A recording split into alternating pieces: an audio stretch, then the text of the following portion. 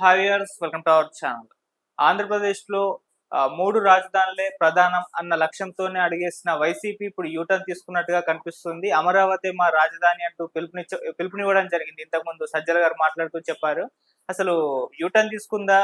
ఎందుకు ఈ కామెంట్స్ చేస్తున్నారు? మరి 3 రాజధానుల ప్రస్తావన ఏమైంది? ఇప్పుడు అమరావతిని టీడీపీ ఆల్రెడీ డెవలప్ చేస్తుందిగా. మరి ఆ తర్వాత ఒకవేళ వీళ్ళొస్తే ఏం చేస్తుంది అవకాశం ఉంది? ఇప్పుడు ఈ చర్చ అయితే జరుగుతుంది. ఇప్పుడు దీనిపైనే డిస్కస్ చేయడానికి ప్రెజెంట్ మనతో పాటు టీడీపీ స్పోక్స్ పర్సన్ సూర్యదేవ లత గారున్నారు. వారిని అడిగి తెలుసుకునే ప్రయత్నం చేద్దాం. నమస్కారం మేడం. నమస్తే. మేడం, గతంలోనే వాళ్ళు చెప్పారు 3 రాజధానులే మా లక్ష్యం అని చెప్పేసి అనౌన్స్ చేశారు. డెవలప్‌మెంట్ చేస్తామని చెప్పారు. సో 5 ఏళ్లలో అది అవ్వలేదు. తర్వాత కూటమొచ్చింది. ఇప్పుడు అమరావతి పనులైతే నడుస్తున్నాయి. ఇప్పుడు వాళ్ళు యూటర్న్ చేసుకొని అమరావతి ఒకవేళ జగన్మోహన్ రెడ్డి గారు సీఎం అయితే అమరావతి కేంద్రంగానే సీఎంగా పాలిటిక్స్ చేస్తారని చెప్పేసి చెప్పడం జరిగింది. అంటే యూటర్న్ తీసుకున్నారా? మరి ఏ విధంగా చూడొచ్చు వీళ్ళ కామెంట్స్? అంటే ప్రజా వ్యతిరేకత ఏ స్థాయిలో ఉన్నదనేది వాళ్ళు ఒకసారి రుచి చూసారు. ఆల్రెడీ ఇప్పుడు వాళ్ళ స్థానాలు బాగా పడిపోవటంతోనే అర్థమయ్యింది. ఓకే. సరే అర్థమైంది. కానీ ఆయన నోటితో ఆయన అనలేదు. జగన్మోహన్ రెడ్డి గారు అనలేదు. అలా అనేవాడైతే సో ఈ రోజున అమరావతిలో ఏదైనా పనులు చేయించాలన్నా ఏదైనా అసెంబ్లీకి వెళ్ళి ఆయన వాయిస్ ఆయన వినిపించేవాళ్ళు. ఇట్లా డెవలప్ చేస్తే బాగుండేది. నేను కూడా ఇప్పుడు ఇది వరకు ఉన్నది వేరు. ఇప్పుడు నేను మద్దతు తెలుపుతున్నాను. మీరు బాబు గారు డెసిషన్ కరెక్ట్ అని ఒప్పుకోవాలి కదా. ఇప్పుడు ఒప్పుకున్నట్టే, ఇండైరెక్ట్ గా ఒప్పుకున్నట్టే. బాబు గారు ఏదైతే చెప్పారో తెలుగుదేశం పార్టీయే కానివ్వండి, కూటమి ప్రభుత్వమే కానివ్వండి, ప్రజల ఉద్దేశం కూడా ముఖ్యంగా. సో అందరి ఉద్దేశము కూడా ఏంటి, అమరావతి రాజధానిగా ఉండాలి, ఒకటే క్యాపిటల్ సిటీ ఉండాలి అనేది అందరి ఉద్దేశం కూడా. ఈ రోజు ఆయనది తప్పు అనేది ఆయన ఒప్పుకున్నట్టే కదా. అది సజ్జల గారితో చెప్పించారు. సరే ఆయనే వచ్చి బయట వచ్చి సరే ఇలా చేస్తే బాగుంటది, అప్పుడు నాకు అవగాహన లోపం వల్ల నేను అలా చెప్పానని ఒప్పుకుంటే కూడా బానే ఉంటదేమో. ఇప్పుడు ఇండైరెక్ట్ గా అది ఒప్పుకున్నట్టే. ఆయన నేను గెలిస్తే ఏం చెప్పారు ప్రచారాల్లో, వైజాగ్ వెళ్ళిపోయి అక్కడి నుంచి పరిపాలన సాగిస్తాము, అక్కడికే మొత్తం సెక్రటరేట్ అంతా అక్కడికే తరలిపోతుంది అని అన్నాడు. ఆయన అక్కడ ఋషికొండలో ఒక మంచి ప్యాలెస్ కట్టుకున్నాడు, అన్ని రెడీ చేసుకున్నాడు. అంటే ఇక్కడ ఏంటంటే 2 నాలుకల ద్వారాన్ని బాగా మనకు స్పష్టంగా కనపడుతుంది. అంటే అధికారం లేకపోతే ఒక మాట, అధికారం వస్తే ఒక దర్పం, ఆ అధికారం లేకపోతే సానుభూతి. ప్రజల్లోకి వెళ్ళాలి, ప్రజల్లోకి వెళ్ళినప్పుడు ఏం మాట్లాడాలి, ఏం చేయాలనేది ఒక సానుభూతి క్రియేట్ చేసుకోవటానికి ముందు నుంచే ప్రిపేర్ అవుతాడు. అది ఒకటి సానుభూతి ఒకటి కోరుకుంటాడు. ఇంకొకటి ఇలాంటివి అంటే ఆయన ఏదైతే చెప్తాడో అది చెయ్యడు. మనం గతంలో చూసాం. 14లో కూడా ఆయన ఏమన్నాడు, అప్పుడు ప్రచారానికి వెళ్ళినప్పుడు కూడా, తర్వాత 19లో కూడా నారా చంద్రబాబు నాయుడు గారు అయితే అసలు అమరావతిని కట్టలేరు, నేను అద్భుతమైన నగరాన్ని నేను నిర్మిస్తాను అని చెప్పారు. ఆయనకి తెలియదు అని అన్నారు. వచ్చిన 5 ఏళ్ళు ఏం చేశాడు, 3 రాజధానులు అన్నాడు.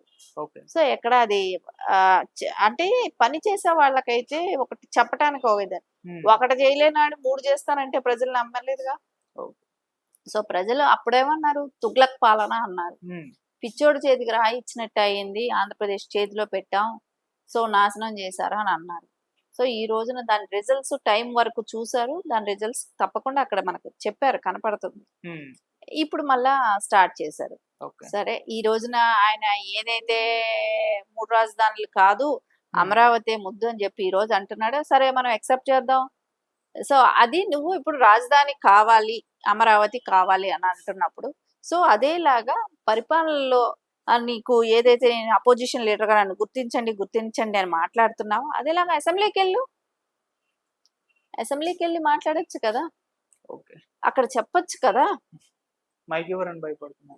ఇప్పుడు స్పీకర్ గారు ఏమన్నారు, అయ్యన్న పాత్రులు గారు అన్నారు కదా, మీకు టైం కేటాయిస్తాం, ప్రతి ఎమ్మెల్యేకి టైం కేటాయిస్తాం అని చెప్పారు కదా. సో దాని తర్వాత కూడా వీళ్ళకి భయం ఎందుకు అంటే, ఇప్పుడు వీళ్ళు క్వశ్చన్ చేయటానికి ఏమీ ఉండదు. ఎందుకంటే వీళ్ళు 5 ఏళ్ళు ఏమీ పని చేయలేదు. పని చేసే వాళ్ళని క్వశ్చన్ చేయడానికి వీళ్ళకి ఎలా నోరు వస్తుంది చెప్పండి. సో మనం ఏం చేసాం అనేది వాళ్ళకి మనసాక్షి అనేది ఒకటి ఉంటుంది కదా, అందుకని వాళ్ళు ఏమీ మాట్లాడలేని పరిస్థితి. సో అందుకని అసెంబ్లీకి వెళ్లకుండా తప్పించుకోవాలనేది. సో రేపు పొద్దున వాళ్ళు అడుగుతారు కదా, మీరు 5 ఏళ్లలో ఏం చేశారని చెప్పి. సో అవన్నీ దానికోసం వెళ్లకుండా ఉంటే మనకి ఎలాంటి బాధ ఉండదు అనే ఒక ఉద్దేశంతో చేస్తున్నట్టే కనపడుతుంది. మేడం మళ్ళీ ఒకవేళ అంటే ఇప్పుడు ఆయన చెప్పడం కూడా సజ్జల గారు ఎలా చెప్పారంటే, జగన్మోహన్ రెడ్డి గారు అధికారంలోకి వచ్చిన తర్వాత అమరావతి కేంద్రంగానే పాలన చేస్తారని చెప్పేసి చెప్పారు. అంటే వాళ్ళకు వస్తామన్న నమ్మకం అయితే ఉంది. మరి వచ్చిన తర్వాత అమరావతినే రాజధానిగా వాళ్ళు ఉంచుతారా, మళ్ళీ 3 రాజధానుల ప్రస్తావన తెస్తారా అని ముందు నుంచి కూడా చర్చ జరిగింది. మరి అప్పుడు ఎలా ఉంటుంది వాళ్ళ స్టాండ్? వాళ్ళు వస్తారనుకునేది వాళ్ళ భ్రమ. హ్మ్. ఇంకా వచ్చే ప్రసక్తి అయితే లేదు. ఎందుకంటే ఆయనకి అనుభవం లేదనేది తెలిసింది. ఉన్న 5 సంవత్సరాలు ఎంత వృధా అయిందో తెలిసింది. హ్మ్. ఎవరికీ ఉద్యోగ అవకాశాలు లేకుండా పోవటం, అందరూ వలస ఎళ్ళిపోవటమే గాని మనం 5 ఏళ్ళు ఎంత నరక యాతన అనుభవించారో కానివ్వండి, అందరం చూసాం. హ్మ్. సో, ఏ రంగం వాళ్ళు బాగుపడ్డారో చెప్పండి 5 సంవత్సరాలు? ఒక ఎడారి లాంటి ఇంకొద్ది రోజులు గాని ఈ 5 ఇప్పుడు గాని కూటమి ప్రభుత్వం రాకుండా ఉంటే మనం బీహార్ అనేవాళ్ళం. బీహార్ మనల్ని ఎప్పుడో దాటిపోయింది. అది డెవలప్ దిశగా వెళ్ళింది. ఇంకా హ్మ్. అంతకంటే కూడా మనం చాలా అధ్వాన స్థితిలో ఉండేవాళ్ళం. హ్మ్. అంటే బీహార్ స్టార్టింగ్‌లో ఎలా ఉండేదో దానికన్నా అధ్వాన స్థితిలో మనం ఉన్నాం. హ్మ్. ఎందుకంటే గంజాయి మయం. యువత కానివ్వండి, అది ఇప్పటికీ కూడా నిర్మూలించడానికి ఎంత కష్టపడుతున్నారో మారుమూల ప్రాంతాల వరకు వెళ్ళిపోయిందది. హ్మ్. సో, ఇలాంటివన్నీ కూడా ఏంటంటే యువతను పాడు చేసేసారంటే క్వెషన్ చేసేవాళ్ళు ఉండరు. ఓకే. వాళ్ళు ఆలోచిస్తారు. ఏంటి చదువుకున్న వాళ్ళకి ఎట్లాంటి విద్యావంతులకు వీళ్ళకంతా ఏంటి చదువుకున్నోళ్ళు ఉద్యోగాల కోసం ఉద్యోగాలు లేకపోతే వేరే రాష్ట్రాల మీదకెళ్ళిపోయేవాళ్ళు. హ్మ్. సో, పక్కన చెన్నైయే కావచ్చు, హైదరాబాదే కావచ్చు, కర్ణాటక కావచ్చు ఇట్లా ఎళ్ళిపోయి ఉద్యోగాలు చేసుకుంటున్నారు. సో, ఈ క్వెషన్ చేసేవాడు ఉండడు. ఉన్నవాడేమన్నా ఉన్నాడు ఇక్కడ అని అనుకుంటే వాళ్ళని డ్రగ్స్‌కి బానిస, మందుకు బానిస. మనం చూసాం చీప్ బ్రాండ్స్ అన్నీ పెట్టి కల్తీ మద్యాలిచ్చి ఏ రకంగా వాళ్ళని ప్రాణాలు పోయేటట్టు చేయటం కానివ్వండి. హ్మ్. ఇవన్నీ చూస్తే యువత కూడా చాలా వరకు డ్యామేజ్ అయింది. మహిళలందరూ కూడా ఏ రకంగా అంటే వాళ్ళ భర్తలు తాగించి వాళ్ళు విడోలయిపోతూ వాళ్ళ కష్టపడి సంపాదించుకున్న సొమ్ములన్నీ కూడా వాళ్ళ ట్రీట్‌మెంట్‌లకి ఓకే. ఖర్చు పెట్టటం గానివ్వండి, ఇవన్నీ జరిగాయి గదా! హ్మ్. ఇప్పుడు ముగ్గురు పిల్లలకి ఎంతమంది పిల్లలుంటే అంతమందికి మేము అమ్మ ఒడి ఇస్తామని అన్నారు. అది మాట తప్పారు. హ్మ్. పిల్లల ఎడ్యుకేషన్ పరంగా గానివ్వండి, మెగా డిఎస్సి లాంటివే కానివ్వండి, కంపెనీసే కానివ్వండి, ఒక ప్రాజెక్ట్ కంప్లీట్ చేయలేదు. అన్నదాతలు హ్యాపీగా లేరు. ఎక్కడ గిట్టుబాటు ధర లేదు. ఆ! ఏ ఒక అంటే ఒక ఇల్లు కట్టుకోవాలనేది ఆశ గూడా కలగా మిగిలిపోయింది. ఓకే. ఈ రోజున ఉచిత ఇసుకొచ్చు కాబట్టి ఈ రోజున కన్‌స్ట్రక్షన్స్ స్టార్ట్ అయ్యాయి. ఉపాధనేది ఇప్పుడు మంగళగిరి ప్రాంతం అంతా అదే అమరావతి ఆ ప్రాంతం అంతా గూడా ఒక ఎడారి ప్రాంతంలాగా తయారు చేసేసారు. అక్కడ జరుగుతున్న కన్‌స్ట్రక్షన్స్ అన్నీ గూడా ఆపేసారు గదా! అప్పుడు.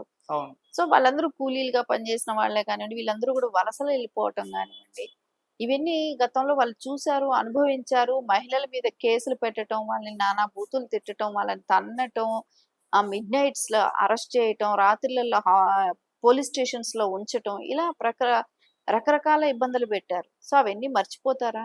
అమరావతి రైతులు ఎంతమంది చనిపోయారు? మానసిక వేదన. ఎందుకంటే భూములిచ్చాం.